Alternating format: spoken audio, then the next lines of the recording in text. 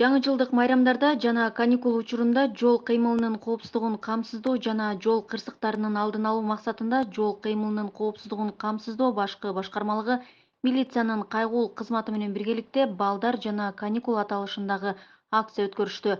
Бул тууралуу мекеменин басма сөз кызматы билдирди. Маалыматка ылайык, өспүрүмдөр майрам күндөрү жана каникул учурунда көп убактысын көчөдө өткөрүшөт. Айдоочуларга унааларды чектелген ылдамдыктан ашырбоого, жол сызыктарына, жол чырактарынын белгилерине көңүл бурууларын эскертишти. Өзгөчө коомдук транспорттун аялдамаларынан, жөө жүргүнчүлөр өткөлдөрүнөн, сейил бактардан, скверлерден, балдар аянтчаларынан, соода борборлорунун айланасынан өтүүдө өзгөчө сак болуулары эскертилди. Ал эми жөө жүргүнчүлөргө жолдо жүрүүдө жолдун кыймылдуу бөлүгүндө өткөлдөрдөн өтүүнү, күндүн караңгы убактарында жарык чагылдыруучу элементтерин колдонуулары сунушталды. Акциянын катышуучуларына жол эрежелери камтылган баракчалар, буклеттер жана жаңы жылдык белектер тапшырылды.